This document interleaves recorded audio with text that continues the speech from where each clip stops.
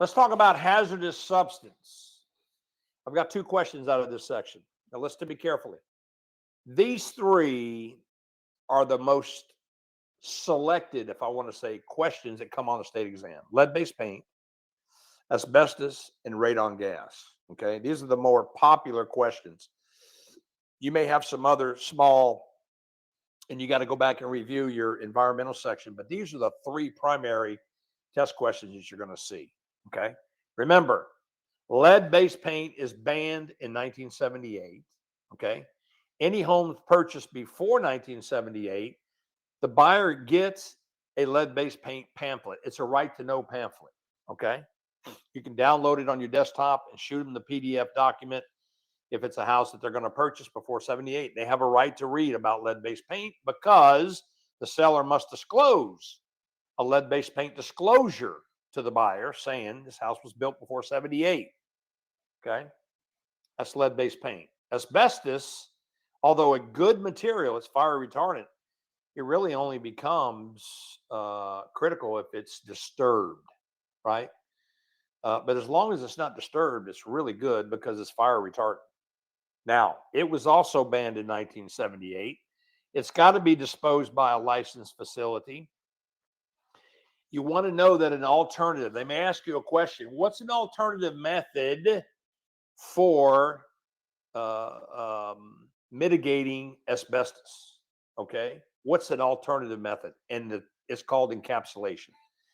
That actually happened to me. I listed a home that was built in 65, and the investor that bought it, there was asbestos in the tile they had, the original tile.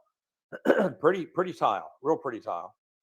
But there was about 10% by volume asbestos in the tile. And so the investor bought it as an investment property. And what they did, instead of removing it, all they did was put a polyurethane seal on it and then put the laminate floor on top of that. Okay, so they encapsulated the actual asbestos. Alternative method, recognize that on the state exam. Does not have to be abated, but has to be disclosed. Same thing with lead-based paint. Does not have to be abated, but must be disclosed.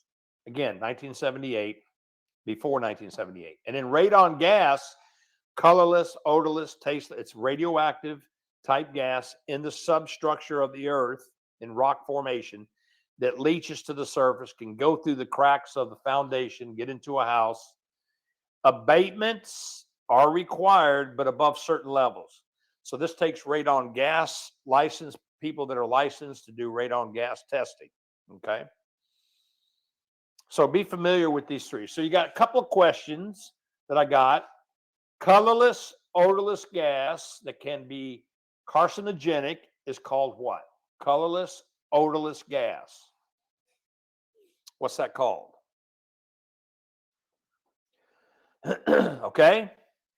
We're talking about radon gas. Okay. Very good. Radon gas. Now, the next question is, a buyer is purchasing a home that was built in 1978. Which of the following below is true about lead-based paint?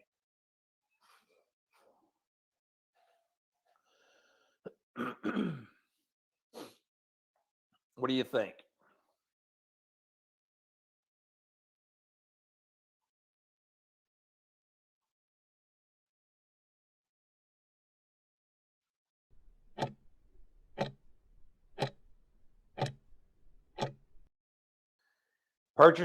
A buyer is purchasing a home that was built in 1978. Which of the following below is true about lead-based paint? What do y'all think? All right, let's look at this. I do this question again. Think, you got to think about how these test writers can appropriate this. Okay, I put these type questions in there because I want to condition you. I want to train you on this. Read the question again. A buyer is purchasing a home that was built in 1978. When was lead-based paint banned? In 1978. Okay. So what does the law say about lead-based paint? Before 1978. Okay. So the simple one word, in and not before, makes the difference of the answer. Because if it was built in 1978, there is no disclosure, nor is there a pamphlet that needs to be distributed. So it's none of the above. Y'all see this? Very important. I'm trying to condition you and train you on these test questions because this is the kind of things you're going to come across. Because listen, again, watch this. When you read these test questions, you're reading this, a buyer purchased a home that was built in 1978. 1978, you throw your hands up, you're going, oh, that's lead-based paint. I know all about it. I can teach this. I know all about lead-based paint. Absolutely, the buyer needs to give a lead-based paint right to know pamphlet. Absolutely, the seller has to provide a lead-based paint disclosure, both A and B. Let's go to the next question. And we didn't even realize the word in. Not before, but in. I can't tell you how critical this is when you're reading these questions. You got to slow down. You got to develop a system. Listen to me carefully. Develop a system to where you read the question at least twice and look for key words. These are key words. The word in. If it was built in 78, I don't need anything. Only before. Okay? So I do this part of training to condition you to learn how to take these and analyze these test questions a little better. For more practice questions, videos, and insight into the state exam, we encourage you to join our free webinar, How to Pass the Real Estate Exam Without Your Real Estate Book and with only 15 to 20 hours of study time. Get registered now at myrealestatetutor.com/exam.